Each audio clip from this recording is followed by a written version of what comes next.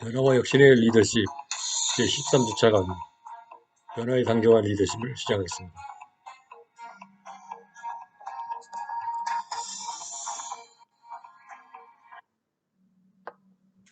오늘은 제12주차에 이어서 변화의 단계와 리더십에 대한 학습을 하겠습니다. 교육과정의 진도는 교재를 중심으로 진행하므로 지난주에 다 마치지 못한 변화과정과 리더십이라는 주제를 가지고 논의를 하도록 하겠습니다. 이번 13주차 수업을 마치면 대략 이번 학기 강의는 마치는 것으로 되어 있습니다. 다음 주인 14주차는 전체 과정을 한번 돌이켜 복습하면서 중요 요점을 확인하는 시간을 가지도록 하겠습니다.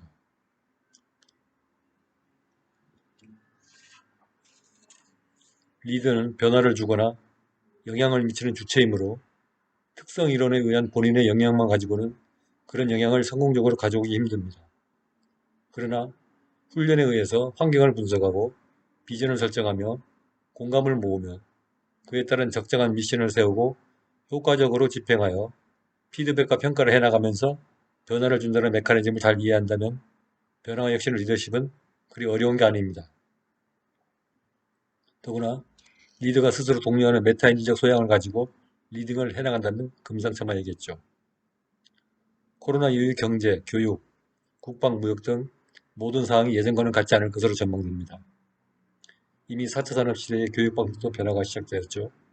교수가 없고 코치만 있는 대학, 졸업식까지 한 가지 프로젝트를 완성해서 평가받는 학교, 팀으로 구성되어서 문제 해결을 하는 학과 등 기존과는 다른 학교가 나타나고 있습니다. 앞으로는 학벌이나 학력보다는 능력이나 자격이 우대받는 시대가 올 수 있습니다. 이번 겨울에도 전 세계적으로 2차 팬데믹을 예상하고 있어 건강에 유의하시기 바랍니다. 이번 코로나19 바이러스의 유익한 점도 있는데 지난 몇 주 동안 사회적 거리두기를 하면서 건물 옥상에서 서쪽 하늘을 보니 하늘이 파랗고 하얀 구름이 떠다니는 게 너무 신기했습니다. 맑은 공기로 인하여 숨쉬기가 매우 편해졌고 몸과 마음이 매우 평안함을 느꼈습니다.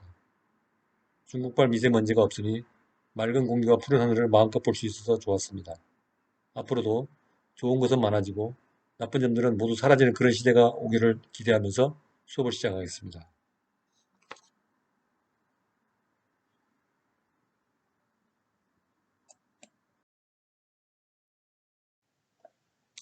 지난주는 변화의 단계에서 환경 분석, 비전 창출까지 학습하였습니다. 오늘은 이어서 변화 설계, 변화 추진, 피드백 등 5가지 소주제를 학습하겠습니다.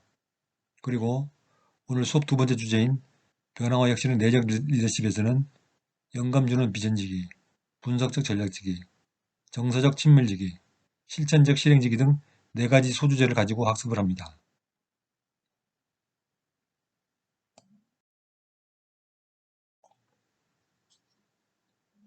자, 변화의 단계는 지난 시간에 환경 분석, 비전 창출, 변화 설계, 변화 추진, 피드백의 5단계를 언급하였습니다. 환경 분석에서는 문제와 개선책을 확인하고 그것을 실천하는 데 있어서 바람직한 미래 상태를 개념화한 비전을 창출합니다.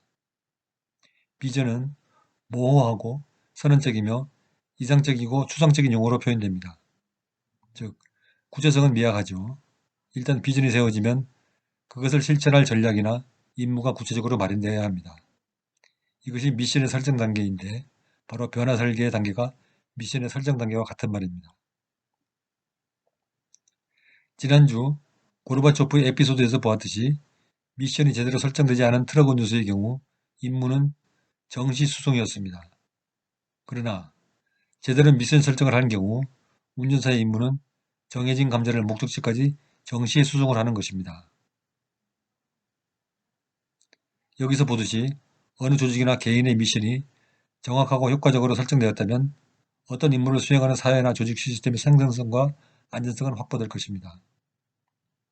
그러나 그것이 미비하다면 그 사회나 조직의 생산성은 미비하고 비효율적인 것입니다. 자, 여기서 변화 설계는 미션 설정 또는 미션의 체계화라고 했습니다. 미션은 조직의 목적이나 취지를 반영한 업무 또는 행위, 비전의 하위 개념으로 비전을 이루기 위한 조직과 개인이 가질 수 있는 사명을 말합니다. 미션의 체계화는 조직이나 사회체제의 위기에 따라 미션을 설정하는 것을 말합니다.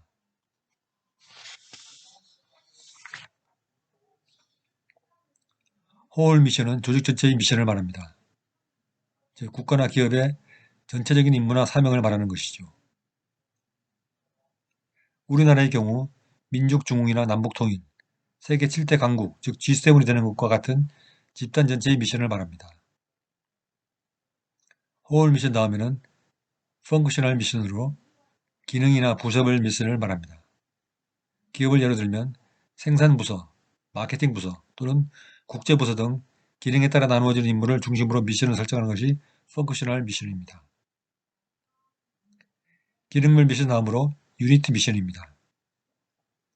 유니티 미션은 단위 조직의 미션입니다. 예를 들어 인사과, 재무과, 총무과 등 핵심적 단위 조직의 미션을 말합니다. 위계 아래 단위로 갈수록 미션은 깊고 좁은 범위를 가지게 되어 있습니다. 그 다음 마지막으로 개인별 직무를 설정한 job 미션이 있습니다. 이러한 미션은 조직의 사무 분장 규정이나 권한 이행 규정을 통해서 매뉴얼화되거나 법정화되어 있습니다. 모든 미션이 모든 상세 내용을 다 규정할 수는 없으므로 합리적인 이성을 가진 동기부여된 사람이라면 감자를 수송하면서 질질 흘리고 다닐 사람은 없겠지요. 미션의 체계화란 이처럼 전체 조직과 단위 조직 간의 위기에 따라서 미션이 잘 조직화되어 있는 것을 말하며, 이와 같이 미션이 체계적으로 잘 마련되어 있다면 미션의 체계화가 잘 되어 있다고 하며, 미션의 체계화가 잘 된 집단은 생산성이 높고 불량률이 낮으며 리더십 차원에서는 목표 달성이 잘 되는 상황이라고 말할 수 있습니다.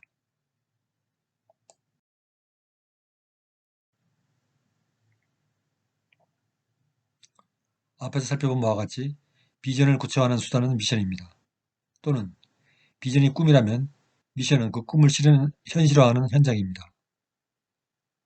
우리가 사회에서 리더이든지 아니면 리더를 따르고 도와주는 팀원이든지 간에 미션 중심의 활동을 하는 것이 매우 중요합니다.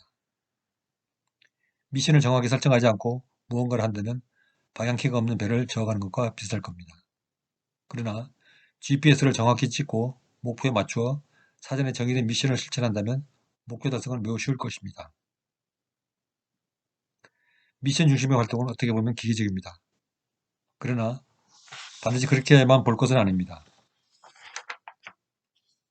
미션에는 인문학적 요소가 많이 필요합니다. 임기응변이나 유연성, 그리고 상황 판단력, 응용력 등 융통성을 발휘해야 할 상황이 너무 많습니다. 과거 한국에 조선소가 없고 오로지 투지와 의지 하나만 믿고 영국을 방문한 정주영 회장에게 영국 선박에서 간부가 물었습니다. 당신의 나라는 조선소도 없고 선박 건조 경험도 없는 한국의 현대가 어떻게 수만 톤짜리 선박을 만들겠다고 하는 겁니까?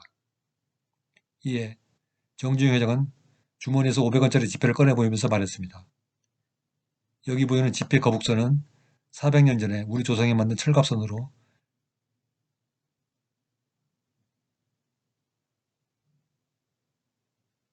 군함이었습니다. 이 배로 우리는 우리 수군의 200배가 넘는 배를 끌고 한반도에 침략한 일본 해군을 전멸시킬 정도로 우수한 배를 만들었습니다. 우리는 이순신 장군의 후예로서 수주한 배를 잘 만들 자신이 있습니다.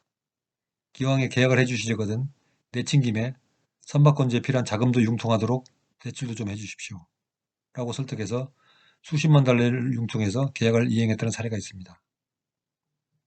우리가 한 개인에게 부여된 작은 미션이라도 이 일을 할 때 타인과의 관계, 회사 전체 공정에서 이 일의 중요성, 연결성 등을 종합해서 판단할 때 가장 회사에게 이익이 되고 공동의 목표 달성에 도움이 되는 것이 무엇인가를 생각하여 행동할 때, 그리고 그런 습성이 일상화되었을 때 긍정적이고 성공적인 사업을 인도한다는 것입니다.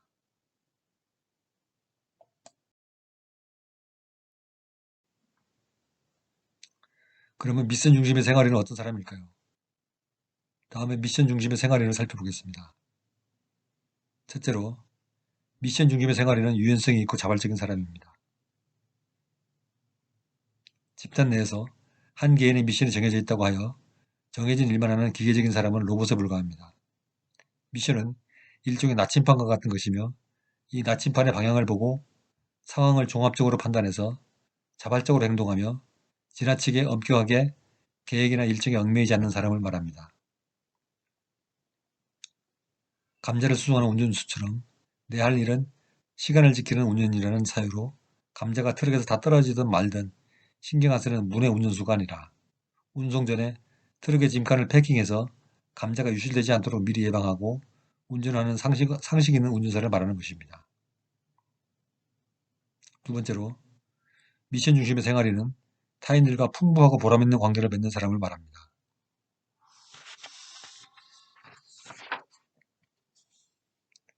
타인들과 인간관계를 만들 때 이해타산적이 아닌 인간적이며 성품을 바탕으로 한 인간관계를 유지하는 사람을 말합니다. 중동에 진출한 한국건설업체는 전쟁 중에도 철수하지 않고 건설 현장을 지켰고, IMF를 맞은 러시아에서는 한국의 삼성과 LG는 철수하지 않고 부도난 러시아 기업을 도와줬습니다. 세월이 흘러 이러한 진심은 그 나라의 신뢰와 무한한 사랑을 차지하게 됩니다. 신뢰와 진심에 기반한 인간관계 구축은 관계에서 보다 보람되고 활기를 가져오는 윤활유 같은 역할을 합니다. 이번에 코로나 사태에서 한국은 70년 전에 6.25 참전 용사들에게 마스크 50장씩을 배달해서 감동을 주었습니다. 이처럼 어려울 때 진정한 친구가 누구인지를 보여주는 보람찬 관계를 유지하는 인간적인 모습을 보여주는 사람이나 인생이 매우 미션 중심의 전략을 펴는 사람에게 중요합니다. 세 번째, 미션 중심의 사람은 시너지적인 사람입니다. 시너지란 개개인의 역량이 모여서 더 높은 차원의 성과를 만들어내는 것을 의미합니다. 이러한 시너지는 서로 다른 개인들이 모여서 시너지를 만들어내는 것은 힘든 일입니다. 왜냐하면 개인은 서로 역량의 차이가 있고 경쟁심이 있고 승부욕도 있으며 서로 원하는 기대치가 다 다르기 때문입니다. 그러나 리더는 때로는 종의 위치에 서기도 하고 팀원은 유사시에 리더의 역할을 수행하기도 하면서 조직이 목표하는 제3의 대안에 서로 협력하여 일을 할 수 있습니다. 자신들은 개인이지만 일의 성취는 팀으로서 공동의 목표를 향해 매진하는 것이 자신들의 목표라는 점을 공유하고 노력하여 개개의 차이를 극복하고 미션을 공유할 수 있는 사람입니다. 그러므로 개인들은 항상 팀이라는 공유된 목표에 합승해서 동일한 목표에 대해서 마음을 열어놓고 노력을 합칠 수 있는 것입니다. 그러므로 노력이 합쳐져서 시너지를 가져오게 하는 사람들이 바로 미션 중심의 생활인입니다. 네 번째로, 미션 중심의 생활인은 끊임없이 배우는 사람입니다. 오늘날 세계는 지식, 기술, 문화가 급변하는 세상입니다. 한국이 세계 최고의 방역 선진국의 반열에 오를 수 있는 것은 5G 때문이라는 건 잘 아시죠? 이태원 감염 사태 시 하루 만에 바이러스를 이긴 것은 정보통신기술의 힘입니다. 다른 나라들이 한국만큼 못 따라오는 건 일단 기술적 인프라 부족에서 기인하는 것은 부인할 수 없습니다. 미션의 달성에 필요한 자신의 능력과 성품을 키우기 위해서는 다양한 경험을 통해서 배움에 힘써야 합니다.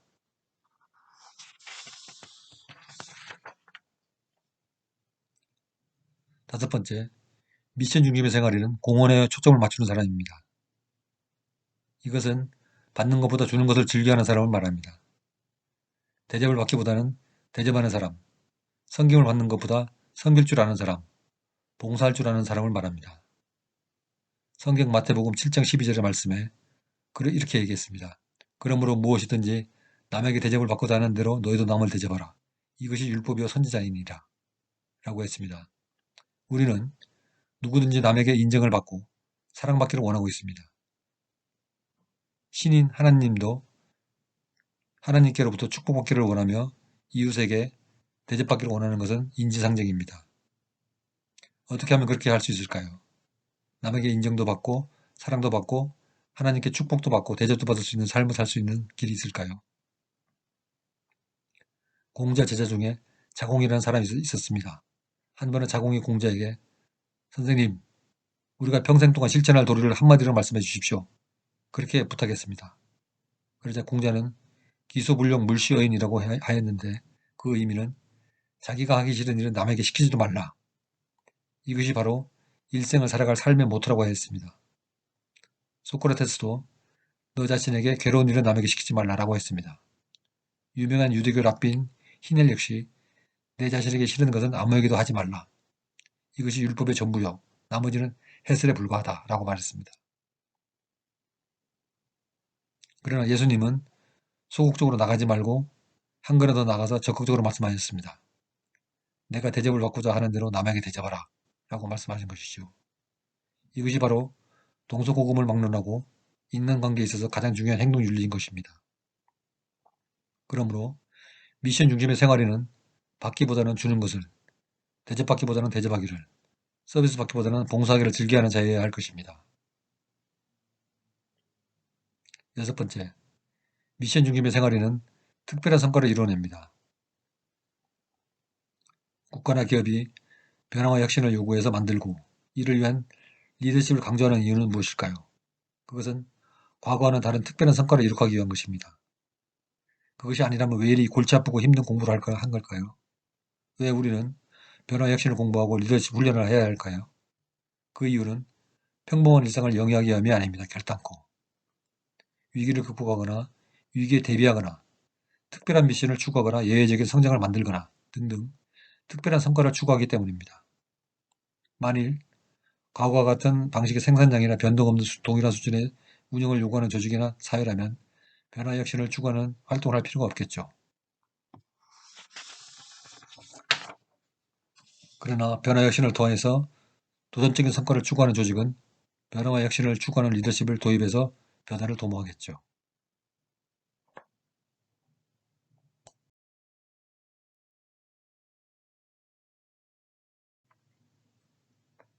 자, 일곱 번째. 미션 중심의 사람은 건강한 심리 면역 시스템을 개발합니다. 사회나 조직의 혁신은 일종의 심리 게임이라고 할 수 있습니다. 환자를 치료할 경우에, 특히 암 같은 불치병의 경우에 환자의 심리 상태나 의지에 따라서 병이 악화되거나 또는 완치되거나 하는 경우가 발생합니다. 심리적으로 완전 무장이 되고 긍정적인 기도와 암시로 무장을 하는 경우 병을 극복하는 비율이 높다고 합니다. 실패나 좌절을 극복하는 면역 시스템의 말로 바로 그러한 무장을 의미하는 것입니다.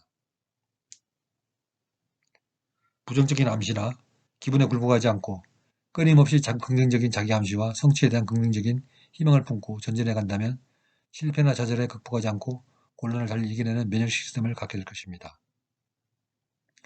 비전을 공유한다든지 공감을 통해서 일체감을 가진다든지 하는 방법은 낙오자를 다시 일으키고 용기, 동기와 의지를 배가하는 방법이 될 것입니다. 그러한 방어막이 두 겹, 세 겹 탄탄히 구축되어 있다면 어떠한 도전이 닥쳐와도 쉽게 극복할 것입니다.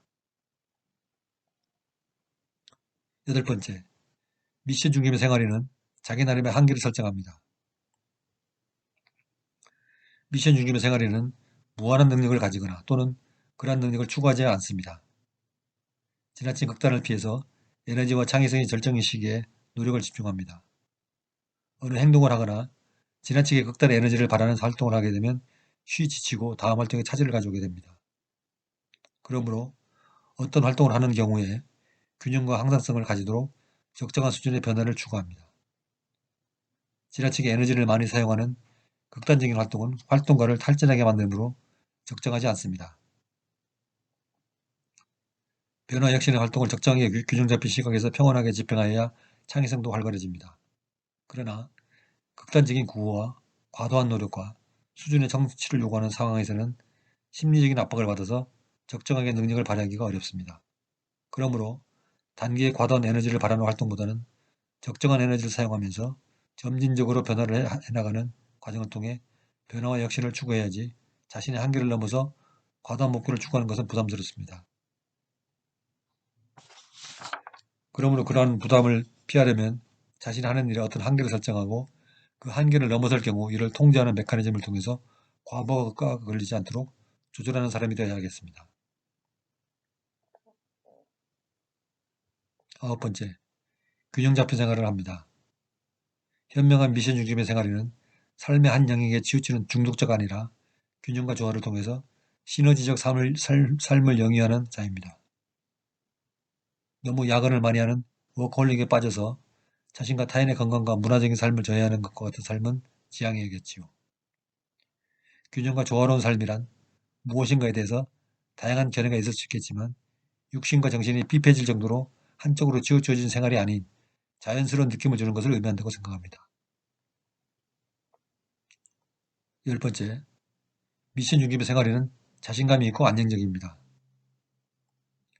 미션 중심의 생활에는 삶에 자신감이 있고 그에 따라 내면의 안정감을 누립니다. 자신의 삶의 미션을 잘 파악하고 이를 자신있게 실천하는 사람은 삶에 자신감이 있게 되고 그에 따라 내면은 안정감을 가지고 평온을 느낄 수 있습니다. 사람이 자신감을 가진다는 것은 모든 것을 잘 알고 잘 처리할 수 있어서 얻을 수 있는 게 아닙니다. 단 한 가지라도 자신이 잘하는 것이 있다면 그것을 중심으로 자신감을 얻게 되는 것입니다.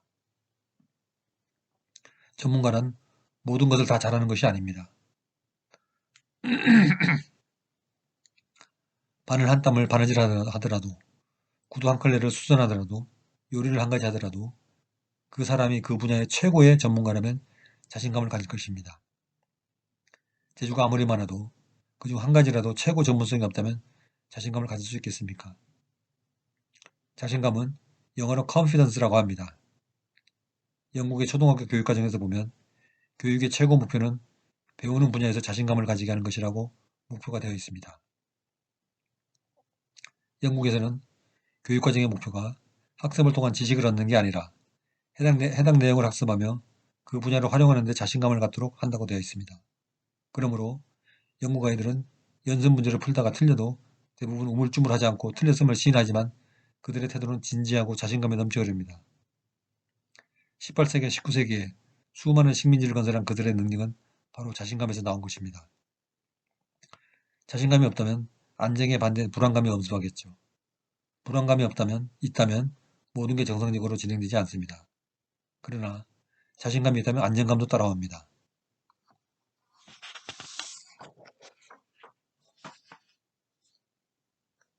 11번째로 미션 중심의 생활에는 언행일치를 보여줍니다. 미션 중심의 생활에는 이율배반이나 위선이 없으며 자기 성실성 계좌에 높은 잔고를 쌓아 나갑니다. 만일 어떤 리더나 팀원이 말만 앞세우고 행동을 하지 않는다면 위선자로 여겨지게 되며 함께 일하려고 하는 팀원이 없을 것입니다.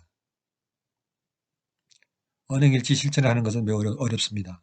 그러므로 성서에서도 인간이 저지를 수 있는 최악의 죄는 그 혀를 함부로 돌리는 것이며 항상 말을 조심하라고 가르쳤습니다. 그리고 말로써 남에게 상처를 주는 것을 유의하라고 가르쳤습니다.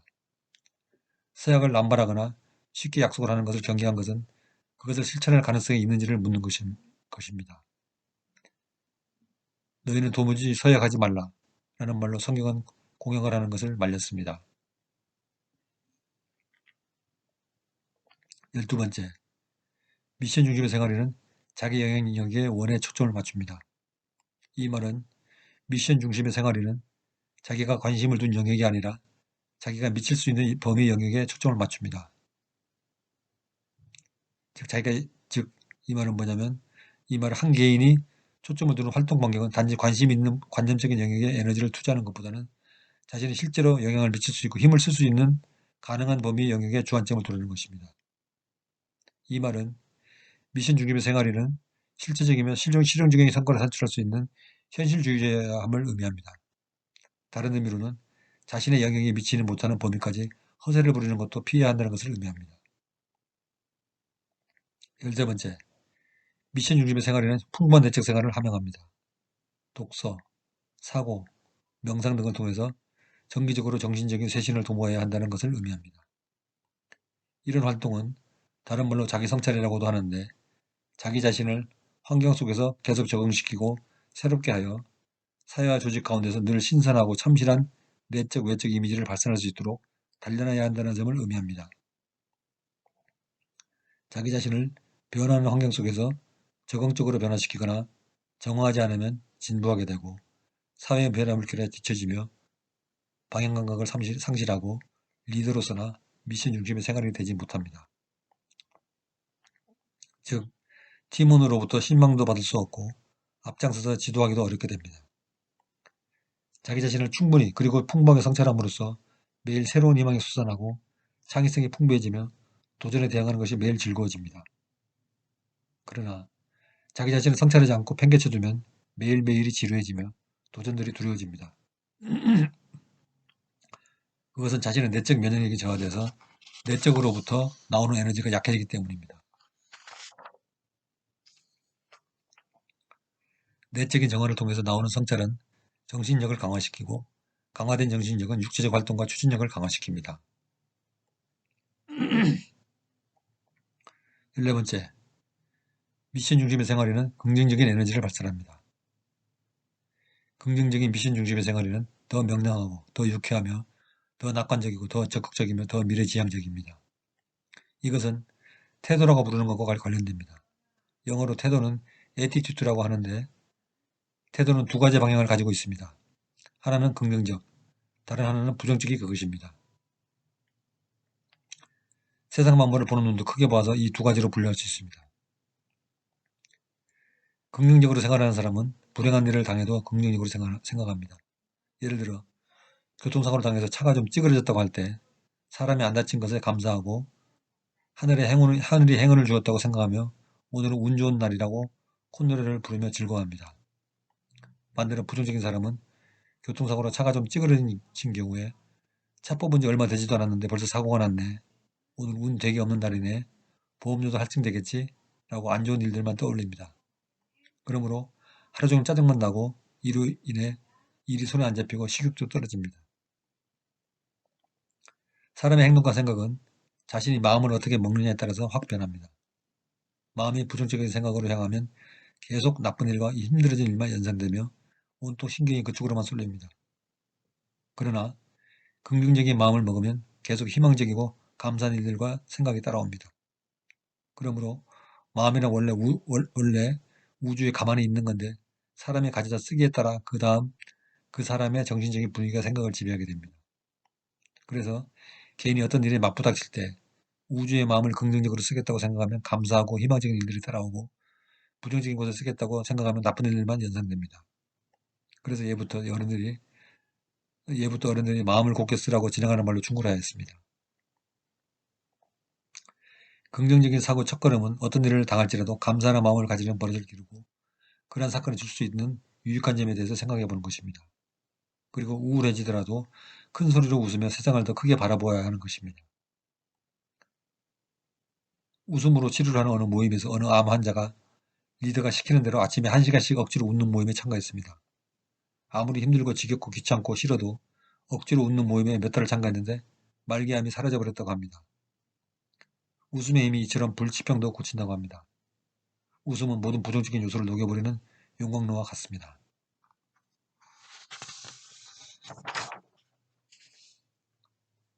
리더의 기분은 팀원에게 전염되므로 리더는 건강하고 유쾌하고 적극적인 분위기를 불어넣고 미래지향적인 희망을 보여줘야 합니다. 그러기 위해서는 매사에 긍정적이고 감사하는 생활태도를 가지고 조직의 기쁨을 활기차고 적극적이며 장래 희망을 주는 풍토를 만들어야 합니다.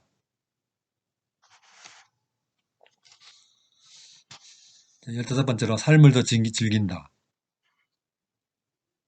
미션 중심의 생활이니 삶을 더 즐긴다는 말은 분별력 있게 현재를 즐기며 신중하게 미래 계획을 짜며 융통성 있게 변화에 적응하는 것을 말합니다. 똑같은 일을 하는데 어떤 사람은 콧노래를 부르고 어떤 사람은 인상을 찌푸리고 필사적으로 매달려 경쟁에 이기려고 하는 듯이 하는 사람이 있습니다. 조직사회에서 글로벌 경쟁사회에서 성과주의에 매달려 필사적으로 일을 하는 사람이 많습니다. 그런데 사회는 참 이상합니다. 많은 사람들은 이런 걸 경험합니다. 저 친구는 슬슬 놀면서 대충 일하는데 항상 즐겁고 회사 내에서 승진도 잘 되고 매사가 슬슬 잘 풀리는데 나는 필사적으로 밤새면서 보고서를 잘 만들어내도 칭찬을 받기는커녕 승진도 매번 밀리고 정말 힘든 삶이다 라고 생각하는 경우가 있습니다. 누구에게나 일은 힘듭니다. 그러나 이것도 사람이 일을 어떻게 대하느냐에 따라 달라집니다. 피하지 못할 바에 즐기라는 말이 있습니다. 어차피 해야 할 일이면 찌푸리지 말고 즐기면서 하라는 말입니다. 비슷한 말들을 찾아볼까요? 기왕에 할 바이면 즐기면서 해라. 때로는 불편함을 즐기라. 위기를 즐기라. 약은 피할 수 없다면 즐기라. 살아갈 때 때로는 친구가 방해가 된다. 때로는 외로움도 즐기라. 장수의 비결은 배고픔을 즐기는 것이다.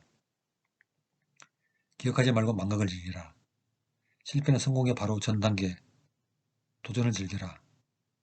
살 빠지는 사람은 따로 있다. 공복에 집착하라. 그리고 배고픔을 즐겨라. 도전, 두려워하지 말고 즐겨라. 인생 즐겁게 살아갑시다. 그런데도 원수가 잘 되기만 하고 내가 고전을 할 때는 어떻게 해야 되나요? 라고 묻는 사람이 있습니다. 살다 보면 그럴 수도 있지요. 성경에 이렇게 하라고 되어 있네요. 잠언 25장 21절 22절에 보면은 이렇게 되어 있습니다. 내 원수가 줄이거든 그에게 빵을 주어 먹게 하고 그가 목마르거든 그에게 물을 주어 마시게 하라. 내가 그의 머리에 숯불을 쌓으면 주께서 내게 보답해 주시리라. 이 말의 뜻은 원수에게 선을 행하는 것이 최대 보복이라는 것입니다. 그러나 당신이 친히 원수를 갚지 말고 복수는 하나님께 맡겨라 하는 의미죠. 원수에게 선을 베풀수록 하나님이 그의 머리 위에 진노의 숯불을 하나씩 쌓아두실 것입니다. 원수가 숯불과 접촉하는 것은 죄에 대한 해결을 의미합니다. 그러므로 원수에게 선을 베풀면 성령의 감동을 받아서 원수가 죄를 뉘우치고 해결하게 된다는 말입니다. 자, 슬라이드 두 화면을 통해서 시간을 많이 할애하고 미션 중심의 생활에 대해서 깊게 살펴보았습니다. 리더이든지 아니면 팀원이든지 변화 혁신의 시대에 살든지 아니면 변화 혁신을 주도하든지 그 과정에 각 개인이 가져야 할 매일 일상에서 가장 중요한 것은 미션 중심으로 살아가는 생활 태도입니다. 이것이야말로 변화 혁신을 제대로 가져오는 첩경임의 비결입니다.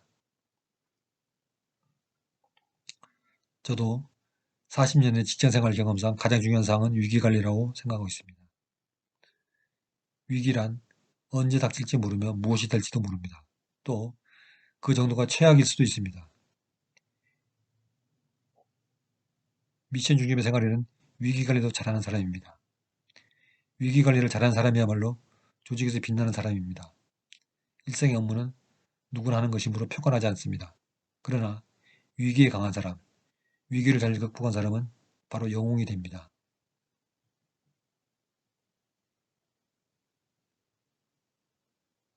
삼성은 일본이 한국에 대한 반도체 소재 수출을 화이트리스트에서 배제하기 전에 30년 전부터 일본의 음영화 수수염을 눈치채고 위기에 대응 준비를 했습니다. 일본이 2019년 한국 반도체 산업의 목줄을 누르고 압살하려고 반도체 소재 수출을 금지했습니다. 그러나 국내 반도체 업체는 별일 없이 잘 대응해서 넘어갔습니다. 이것은 30년 전에 이미 위기에 대한 준비를 차근차근 해왔기 때문입니다.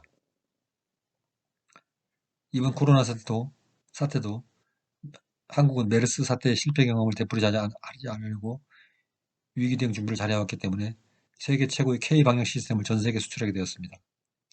이 위기를 잘 처리한 정은경 질병관리본부장은 국가 원수급 대우를 받는 WHO 사무총장으로 추천되는 이변도 일어났습니다. 우리는 한 개인으로서 또는 조직의 일원으로서 위기에 대한 준비를 잘 해야 합니다. 해외 출장 시, 항공기 탑승 시, 항공기가 불시착할 때 어떻게 하는 것이 생존율을 높이는가?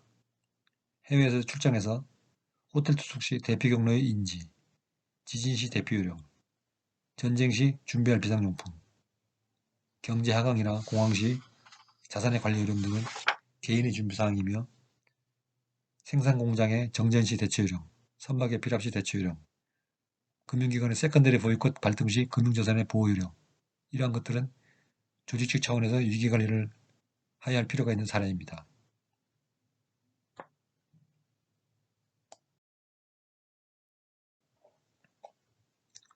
다음은 앞에서 일부 언급하였지만 미션의 체계화에 대해서 살펴보겠습니다.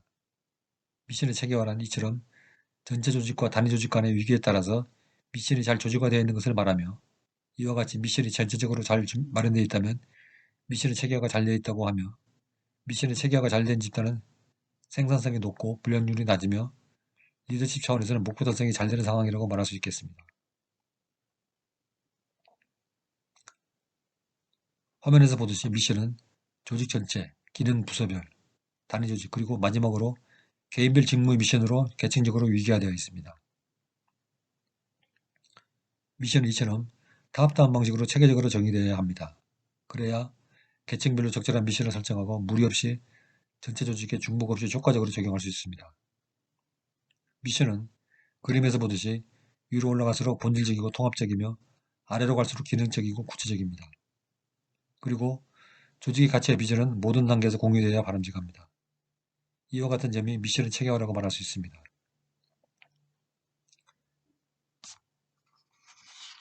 시스템을 잘 작동시키기 위해서는 먼저 목적이 명확하게 정해지지 않으면 안됩니다. 하나의 시스템은 정해진 목적에 따른 방법에 의해서 비로소 정확하고도 효율성 있게 작동합니다. 이 말은 이시카와 미소가 하는 말입니다. 그러므로 모든 조직은 먼저 비전을 설정하고 그에 맞는 목적을 세운 다음 조직과 개인의 미션을 설정합니다. 이것은 국가나 기업이나 여타 조직이 만들어지고 운영되는 룰이며 이것이 정상적으로 잘된 집단을 체계적으로 운영되는 조직이라고 합니다.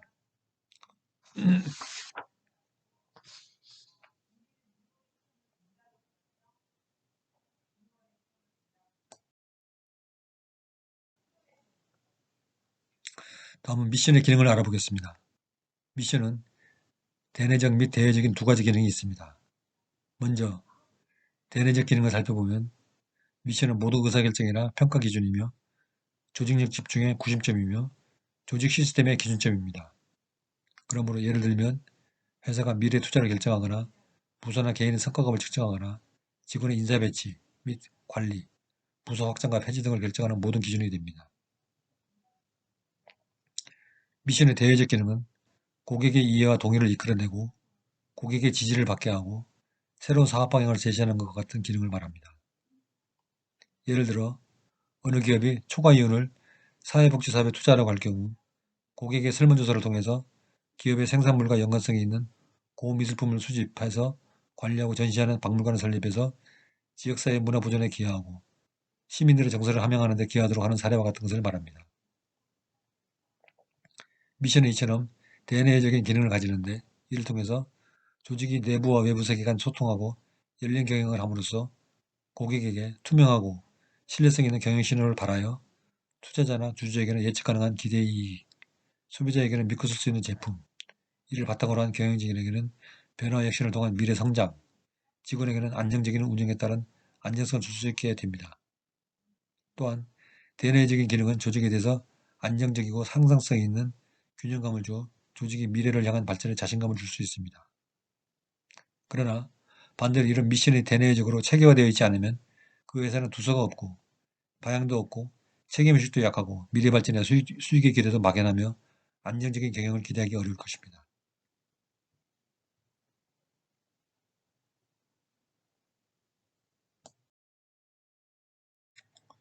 미션을 설정한 다음은 그것을 실천하는 것과 피드백입니다. 미션의 실천은 바로 변화의 실행을 말합니다. 피드백은 변화 실행이 제대로 됐는지를 평가해서 잘된 점은 장려하고 잘못된 점은 바로잡도록 하는 것을 말합니다. 미션을 정하고 이를 잘 실행을 하고 피드백을 유유적절하게 해주는 것이 성공의 열쇠입니다. 이번에는 변화 혁신에서 성공을 가져오는 8가지 요소를 살펴보겠습니다. 이 자료는 송익관이 제시한 자료입니다. 첫째, 적합한 측정 매트리스를 찾아낸다. 여기서 매트릭스는 측정 기준을 말합니다. 측정 기준은 여러 가지가 있습니다. 전년 대비 성장률, 전분기 대비 성장률, 퍼센트 비율, 수익률 등 측정 목적에 따라 다양한 지표와 기준을 설정할 수 있습니다. 이에 따라 목표 달성이 된 분야와 미달 분야를 찾아내고 원인 분석을 해서 실적을 끌어올릴 수 있습니다. 그러한 매트릭스 예로 매출 실적, 소비자 만족도, 반품률, 공장 가동률, 결근율, 불량률 등이 그것입니다. 두 번째로 선도적인 변화의 측정 장치를 개발하는 것입니다. 선도적 변화의 측정 장치가 무엇이 될 수 있을까요? 혁신의 확산에서 조기 채책자와 여론 선도층의 구성과 확산 비율의 비교 분석, 캐즘의 발생 여부, 혁신의 전파를 위한 워크숍과 재량시간 허용 여부 등이 그 사례로 들 수 있습니다. 여기서 여론 선도층의 구성이 적절한지 여부, 캐즘이 발생하면 문제가 무엇이며 확산을 재개할 수 있는 해결책이 무엇인지를 분석을 통해서 제시할 수 있어야 하겠습니다. 세 번째, 미래를 위한 최상의 실행 방식을 예측합니다. 현재 발생한 혁신의 확산에서 문제점은 당장은 해결하겠지만 앞으로 어떻게 더 효과적인 대응을 할 것인가를 예측해야 합니다. 예를 들어 코로나19 1차적인 초기 대응은 잘 극복했지만 다음 겨울에 올 것이 확실한 2차적인 전파에 대한 대응은 무엇인가가 좋은 사례가 될 수 있습니다. 한국은 지역마다 설치된 지역 공공도서관을 이용해서 호흡기 질환 클리닉을 만들어 코로나 2차 전파에 대응하고 있습니다.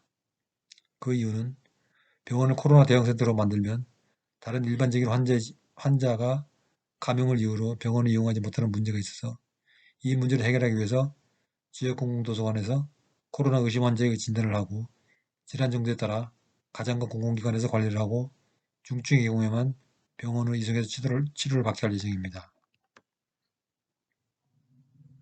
네 번째, 최상의 실행 방식을 제일 먼저 채택한다. 미션의 실행 방식은 유일무이하지 않습니다. 그리고 기업이나 조직은 미션의 실행에서 여러 가지 다른 환경을 고려해서 A, B, C 등 여러 가지 대안을 가지고 실행을 해야 합니다. 미션의 실행에 있어서 실행 방식은 최상의 실행 방식인 A안을 제일 먼저 채택을 합니다. A안은 모든 상황이 정상의 경우에 해당합니다. 전기 공급에 이상이 없고 직원의 결근도 정상이고 원자재 공급도 정상이며 무역을 위한 국경의 봉쇄도 없는 경우입니다. 그러나 긴급 시에는 전기 공급이 안 될 수 있으며 공정 가동이 곤란한 경우 또는 인플루엔자로 인해서 직원이 대량 결근한 경우 원자재 공급이 부족한 경우 전쟁으로 인한 국경이 봉쇄되어서 무역 항로가 단절된 경우 등 문제가 발생할 수 있습니다. 이 경우 각각의 상황에 대비해서 마련한 플랜 B를 가동해서 임무를 수행해야 합니다. 변화와 혁신을 위한 미션의 실행에서도 차질이 생기면 즉시 가동해서 정상으로 돌릴 수 있는 플랜 B, C의 준비가 필수 불가결합니다. 사내의 혁신을 위해서 비전을 공포했는데 직원들의 태도나 일상에 변화가 없다면 플랜 B를 가동해야 되죠. 예를 들어서 워크숍을 열어서 공감을 줄 수 있는 역할 연기나 사례 발표를 통해서 공감을 공유하는 행사를 하는 것도 그 대안의 여러 방법일 수 있습니다. 다음으로 이상적인 것을 파악한다는 것입니다. 기업이나 조직이 혁신을 마련하고 미션을 설정해서 실천하는 경우 어떻게 하는 것이 가장 이상적인가를 파악하는 것입니다. 그리고 자신이 실천하는 수준이 어느 정도인지를 판단하는 것도 바람직합니다. 예를 들어 코로나19 관리에서 한국은 세계 최정상의 관리를 하고 있는데 프랑스나 영국은 한국의 코로나19 관리를 이상적인 수준으로 바라보고 자신들의 수준을 평가합니다. 마찬가지로 한 조직이 혁신을 실천하면서 미션을 실행하는 방식이나 진척도가 어느 수준이 가장 이상적이고 그것에 도달하려면 어떤 실천 방식을 택해야 하는지 지금 자신의 수준은 어느 정도인지를 파악해서 이상적 수준에 도달하려면 어느 정도 투자를 해야 하는지를 파악하는 것이 중요합니다. 이상적인 수준을 설정하면 현재 혁신 추진 주체가 극복해야 할 도전 과제가 무엇인지 명확하게 파악하고 해결책을 강구하기에 유익합니다.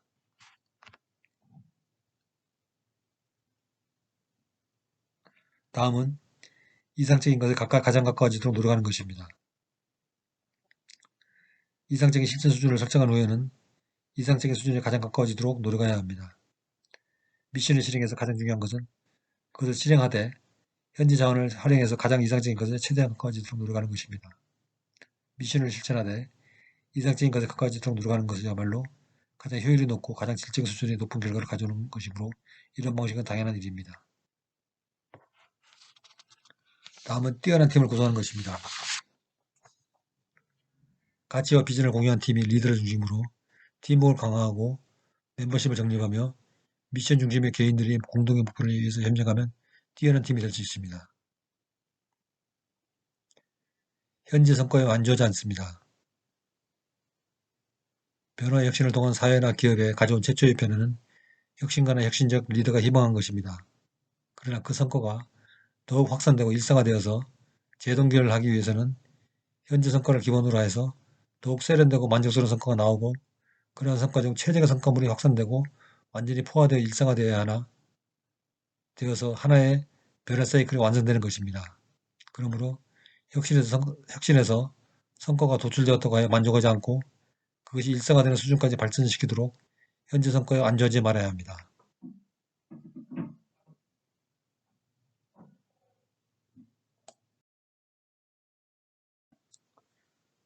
성역과는 변화를 방해하는 8가지 요소에 대해서 설명합니다. 그것은 방향감각 상실, 과도한 기대감, 무기력, 방어자세, 고립, 은폐, 능력의 과소평가 등 8가지입니다. 하나씩 살펴보겠습니다. 방향감각 상실. 혁신을 추진하면서 어느 쪽으로 가야 할지 모르는 상황이 되면 멈춰서서 주위를 둘러봐야 합니다. 그리고 높은 곳으로 올라가서 주위를 살펴보고 우리가 어디에 있는지 확인하고 진행해 나갈 방향을 찾아야 합니다. 두 번째, 과도한 기대감. 혁신을 통해 처음에는 과도한 기대감을 가져서는 안 됩니다. 왜냐하면 혁신이 확산이 되지만 그 중에 캐즘이 발생해서 혁신이 중지될 수도 있기 때문입니다. 세 번째, 무기력. 혁신은 참신함과 창의성을 추구하는데 실제 현실이 무기력하고 진부하다면 새로운 분위기를 요구하는 혁신의 정신에 반합니다. 에너지가 넘치고 활기찬 분위기를 만드는 데 무기력한 모습을 보이는 건 혁신을 후퇴시키는 것입니다. 다음 방어자세입니다. 혁신은 방어적이라기보다는 공격적 성향이 강합니다. 왜냐하면 어떤 경우에는 자기 파괴까지 하면서 혁신을 추구합니다. 그러므로 소극적인 방어자세보다는 공격적인 적극성이 혁신의 모습에 더 어울립니다. 고립. 혁신은 기존 시장에 새로운 바람을 불어넣고 새로운 개념을 구체하는 과정입니다. 그런데 혁신을 하면서 외부 환경과 소통하지 않고 고립 정책을 취한다면 시장에서 확산도 기대할 수 없고 혁신의 목적도 달성하지 못할 뿐더러 혁신하는 의미도 없습니다. 왜냐하면 인간의 삶은 조직, 국가, 사회, 국제적 소통을 따라서는 생각할 수 없기 때문입니다. 다음은 지나친 낙관주의입니다. 혁신은 저항을 수용해야 하고 혁신이 확산되는 과정에 캐즘이 발생하여 도태되는 경우도 다반사입니다. 그러므로 지나친 낙관주의를 경계해야 하며 항상 위험이 따른다고 생각하고 대응 준비를 해야 합니다. 7번째로 은폐입니다. 개인과 기업처럼 국가도 진실을 은폐하고 거짓 정보를 가지고 운영하려고 하면 언젠가는 그에 대한 대가를 치러야 합니다. 중국을 보면 코로나 대처 관련 통계 정보를 조작해서 세계적으로 비난을 받고 있습니다.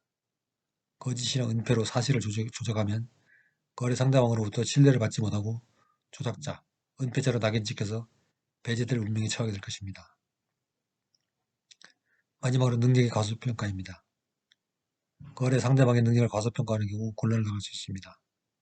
여러 가지 상황에서 능력이 없는 것처럼 보일 수 있습니다. 그러나 코로나 사태에서 한국의 경우는 처음에 대처 능력이 부족하다고 전 세계로부터 비난을 받았지만 시간이 지날수록 한국의 진단 능력의 빛을 발하기 시작했고 마침내 전 세계 1등 방역 선진국이 되는 지위를 받았습니다. 이처럼 어느 개인이나 국가 또는 기업은 겉모습만 봐서는 진가를 알 수 없습니다. 혁신을 추구하는 개인이나 조직도 상호간에도 마찬가지입니다. 상대방의 겉모습만 보고 판단하지 말고 시간을 두고 인내하면서 진가가 나올 때까지 그를 바라봐야 합니다.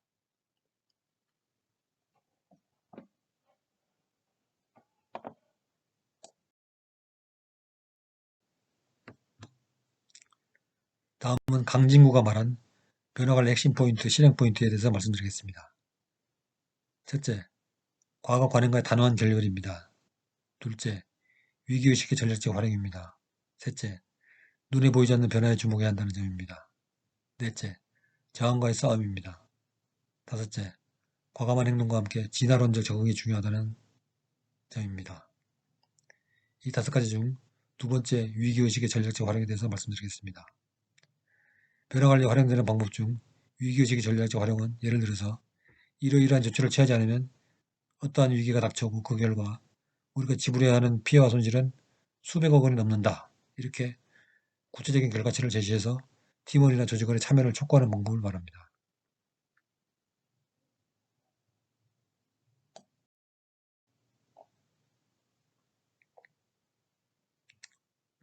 다음은 변화와 혁신의 내적 리더십에 대해서 말씀드리겠습니다. 변화와 혁신의 내적 리더십 개념은 각 개인들이 자신들의 내면을 탐색하면서 자신이 가장 탁월하게 일어날 수 있는 환경과 조건을 찾아갈 수 있도록 돕고 특히 개인들의 내면에 대한 자기인식 프로필을 확립하는 방법을 말합니다.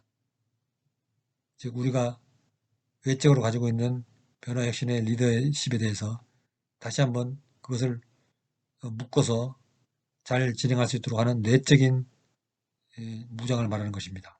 거기에는 첫째, 영감을 주는 비전지기가 있습니다. 이것은 비전에서 영감을 받고 그것을 잘 지키는 것을 말합니다. 여기에는 공간과 같이 팀을 묶는 강력한 기제가 필요하고 필요할 때는 그러한 것들이 발휘되도록 하는 장치도 필요합니다. 두 번째는 분석적 전략적입니다. 이것은 환경을 분석하기 위한 기법인데 예를 들어서 브레인스토밍, 스워트 분석 방법, 델파이 등 필요한 경우에는 언제나 적합한 방법을 동원해서 분석에 들어가고 분석에 따라서 대응할 준비를 하는 것을 말합니다. 셋째로 정서적 친밀적입니다. 이것은 정서적인 친밀감을 항상 유지한다는 것은 유연함과 인문 유지의 바탕에서 조직원이 교감하면서 혁신을 만들어 나가야 한다는 것을 의미합니다. 너무 기계적으로 군대식으로 하면 혁신에서 역효과를 가져올 수 있습니다. 마지막으로 실천적 실행지기입니다. 실천적 실행지기는 바로 미션 중심의 활동을 해나가는 것을 말합니다.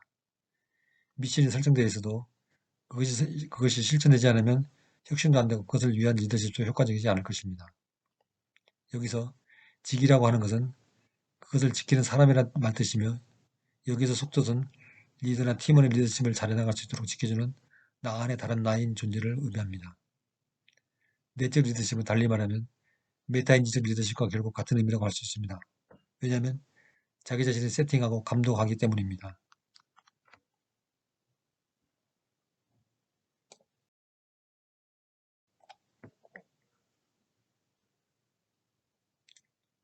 내적 리더십의 각 직위별 팀명, 핵심 질문, 힘의 원천 및 실행 지침은 화면의 표와 같습니다.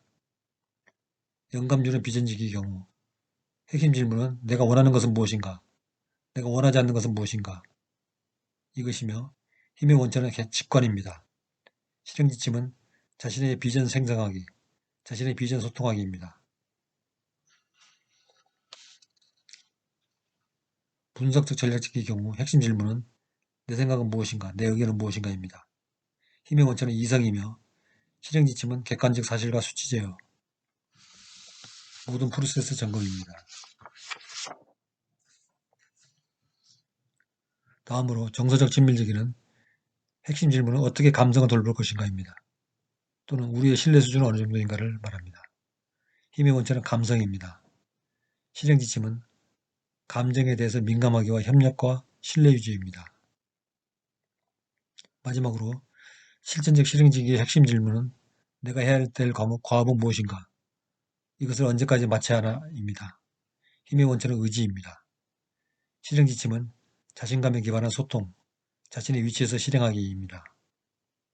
이 내적 리더십의 각 직위는 리더가 리더십의 기능을 하는 경우 그것을 내적으로 다시 한번 결속해서 튼튼히 붙잡아 매어서 외부로 표출되는 리더십 기능을 원활히 할 수 있도록 하는 내적 관리자 기능을 하는 것을 의미합니다.